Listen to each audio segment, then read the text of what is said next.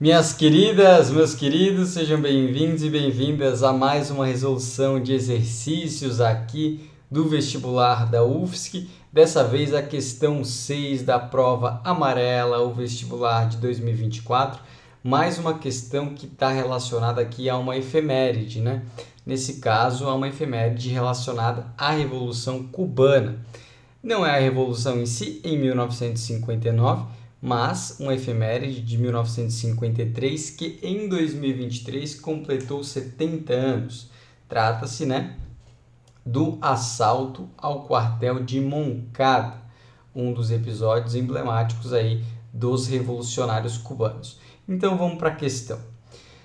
Após a tentativa fracassada de assalto ao quartel de Moncada em 26 de julho de 1953, Fidel Castro foi preso e redigiu sua própria defesa no tribunal montado para julgá-lo.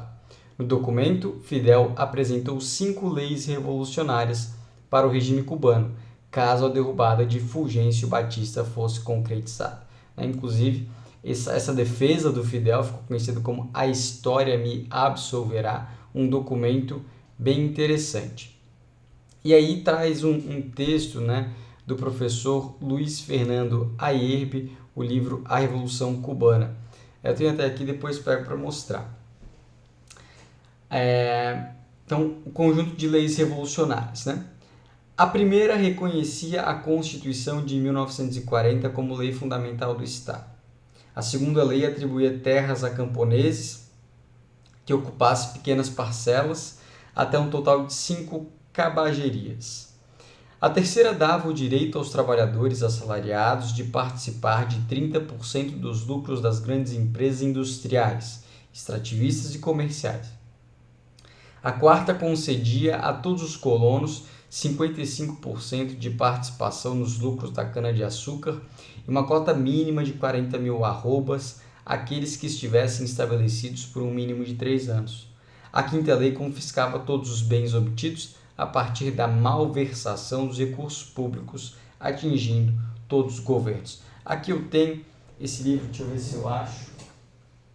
Tem esse livro aqui que é interessante. E aqui, A Revolução Cubana, né?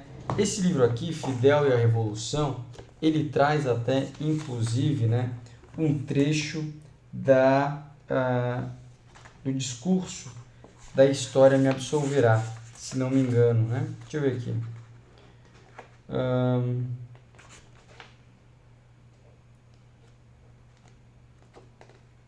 Eu acho que não traz, não. Não tem um trecho, não.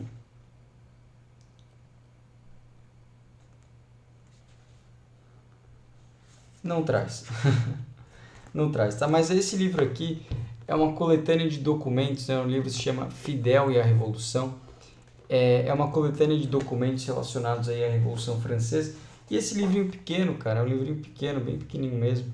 É da editora Unesp, da coleção Revoluções do Século XX. Esse texto aqui, esse livro, é o livro da onde é retirado esse trecho aqui do texto introdutório da questão. É um livro bem interessante. É um livro curtinho, pequenininho, de fácil leitura, tá? Ele é dedicado aí para um público mais amplo, não só para um público acadêmico, enfim. Vale a leitura, tá? Vale a recomendação. Vale dar uma olhada também nessa coleção Revoluções do Século XX. Tem outros interessantes também. Beleza? Pois bem, vamos lá. Sobre os acontecimentos relacionados à história de Cuba, é correto afirmar que 01. Com a criação da Aliança para o Progresso em 1961, os Estados Unidos garantiram a distribuição de terras e a participação nos lucros para os trabalhadores cubanos, o que evidencia o anacronismo das leis propostas por Fidel. 01 está incorreta, tá? Por quê? Primeiro, o texto do Fidel é de 53, então é de antes da Aliança para o Progresso de 61. Segundo que a Aliança para o Progresso, ela foi um projeto elaborado pelo governo do presidente dos Estados Unidos, John Kennedy, que se espelhou, inclusive, cara, numa das iniciativas do governo brasileiro, do nosso JK, né, do Juscelino Kubitschek.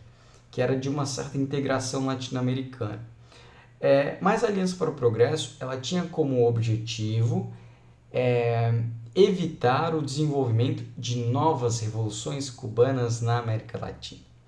Era um projeto de incentivo financeiro dos Estados Unidos para os países latino-americanos. Era uma política diplomática, cara, que tentava evitar tensionamentos, intervenções e buscava manter a influência dos Estados Unidos por meio de dinheiro, né? Incentivando esse país, financiando projetos nesse país, educacionais, projetos filantrópicos, enfim. Era uma maneira de ingerência dos Estados Unidos nesse país por meio de incentivo financeiro, por meio de envio de pessoal também, de voluntários dos Estados Unidos para desenvolver projetos nesses países latino-americanos. Havia, sim, um estímulo para a reforma agrária em países da América Latina, mas uma reforma agrária, claro, que não tivesse esse caráter socialista, assim como a da Revolução Cubana. Então, uma reforma agrária um pouco mais limitada, mas uma reforma agrária no sentido de conter os movimentos sociais, uma reforma agrária no sentido de conter movimentos revolucionários, para evitar uma nova Revolução Cubana. Tá? Então, a 01 está incorreta, até porque em 61, a Aliança para o Progresso ela não atua no território cubano. Em 61, o que a gente vai ter, na verdade, vai ser a invasão da Baía dos Porcos pelos Estados Unidos, que vai ser a invasão da Baía dos Porcos, ela é uma invasão por parte de milicianos. O governo dos Estados Unidos, a CIA, vai treinar uma série de opositores da Revolução Cubana que fugiram de Cuba depois da Revolução, vai treinar, vai armar esses caras, eles vão invadir Cuba na Baía dos Porcos e vão ser derrotados, vão ser expulsos pelo exército do Fidel Castro, pelo exército rebelde, né? Isso vai ser um grande vexame para o governo do John Kennedy. Então, a Aliança para o Progresso nem chega a atuar em Cuba. Em 61, os Estados Unidos tenta derrubar o regime de Castro, né, por meio da força. Não consegue. 02. Desde sua criação, o objetivo do movimento rebelde liderado por Fidel era derrubar uma ditadura capitalista ligada aos Estados Unidos e implementar a ditadura do proletariado, vinculada à União Soviética. A 02 também está incorreta. Isso pode ter pego muita gente. Por quê?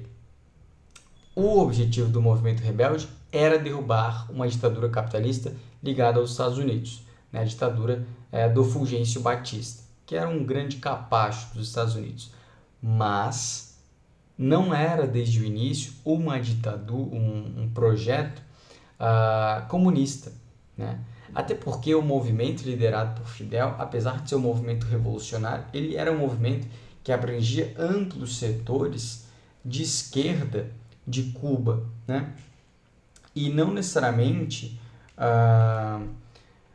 somente comunistas. Então, inicialmente, Fidel fez várias alianças com outros setores também revolucionários, mas não necessariamente comunistas, cara. Então, a revolução, ela se inicia como uma revolução anti-Estados Unidos, uma revolução obviamente progressista, mas uma revolução que tinha dentro de si um amplo aspecto político desse grupo de esquerda, se a gente pode chamar assim.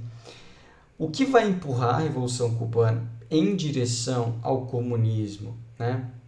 E a uma aliança mais próxima da União Soviética vai ser essa política agressiva dos Estados Unidos, né, de ataque à Baía dos Porcos, por exemplo, né?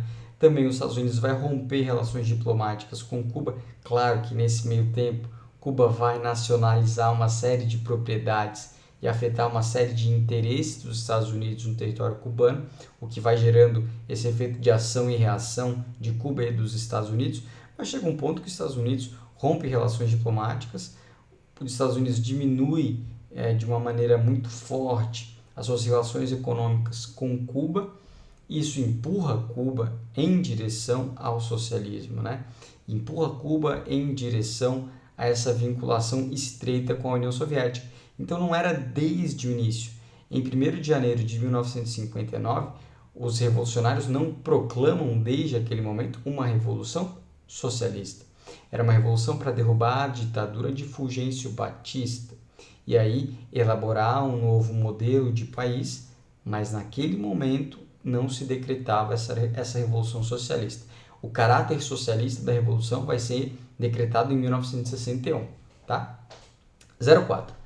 Na terceira e quarta leis revolucionárias, Fidel Castro pretendia reduzir as desigualdades existentes em Cuba com medidas que garantissem que os trabalhadores ampliassem sua participação nas riquezas que produziam. Então, voltar aqui no texto, só para a gente ver. Aumentar a participação dos trabalhadores nas riquezas que produziam. O texto fala isso, comando da questão, né? Ou a proposição. Vejam, a terceira dava direito aos trabalhadores assalariados de participar de 30% dos lucros das grandes empresas. A quarta concedia a todos os colonos 55% de participação nos lucros de cana-de-açúcar. Então, segundo o que o texto nos diz, de fato, né, essas terceira e quarta leis revolucionárias de Fidel pretendiam reduzir a desigualdade, né, por meio de acesso dos trabalhadores às riquezas que por eles eram produzidas. Então, a 04 aqui está correta, era uma proposição que poderia ser respondida aqui por interpretação. 8. Fidel foi condenado pelo Tribunal do Moncada, exilou-se no México e de lá organizou um movimento revolucionário que voltaria a Cuba para derrubar o governo de Fulgêncio Batista em 1º de janeiro de 59. 08 está correto, tá? Depois desse assalto ao quartel Moncada em 53, né, que é uma tentativa de tomada realmente de um quartel militar por uma série de revolucionários, que muitos ali já vão morrer nesse processo, Fidel vai ser preso, ele vai fazer a sua defesa, a história me absolverá, vai ser preso mesmo assim, vai ficar um tempo preso e depois, por pressão popular e por uma certa abertura democrática que acontece em Cuba, ele vai ser anistiado. Nessa anistia, ele se direciona ao México, se reúne com outros grupos de revolucionários. É no México, inclusive, que Che Guevara conhece esse grupo de revolucionários, Ernesto Guevara, né?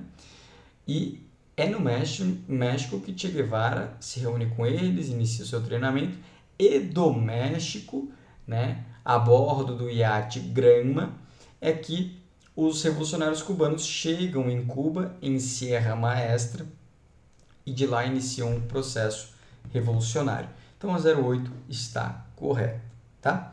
16. Após a tomada do quartel de Moncada, Fidel foi inocentado pelo tribunal, tornou-se presidente de Cuba e implementou as leis revolucionárias, levando o país ao socialismo. A 16 está incorreta, porque, primeiro, o quartel de Moncada não foi tomado, né? Foi derrotado, eles foram presos. Fidel não foi inocentado, Fidel foi preso. Não se tornou presidente de Cuba depois desse processo. Fidel, inclusive, ele não foi presidente de Cuba, ele foi sempre chefe do Conselho de Estado, se não me engano é assim que eles chamam lá. Era como se fosse um cargo de primeiro-ministro, que tinha muito mais poder naquele contexto ali do que o próprio presidente. Então, Fidel não se tornou presidente. Enfim, a 16 está incorreta. 32. Nos anos 50, os Estados Unidos exerciam forte influência nas atividades políticas, econômicas e culturais de Cuba, controlando parte do setor de serviços e das refinarias de cana-de-açúcar do país. Correto. Essa 32 aqui, ela evidencia bastante, né, a influência dos Estados Unidos na economia cubana. Até a Revolução de 59, de fato, os Estados Unidos eram o principal parceiro econômico de Cuba. E os Estados Unidos tinham muito interesse em Cuba, seja na refinaria de cana-de-açúcar, seja também acesso ao mercado consumidor cubano. Também tinha relação aqui com a garantia daquele espaço do território cubano que era importante do ponto de vista, né, geopolítico para a proteção dos Estados Unidos. Também haviam outros interesses ali em reservas de carvão, em acesso a minerais cubanos. Enfim, os Estados Unidos, até a Revolução, controlavam Cuba. Cuba era um destino para os cassinos, para a prostituição, era um recanto de férias dos Estados Unidos. Depois da Revolução, tudo isso vai mudar bastante, tá bom? Queridas, queridos, espero que vocês tenham gostado do vídeo, que tenha te ajudado, né, de alguma maneira aí nos teus estudos. Um grande abraço e até mais!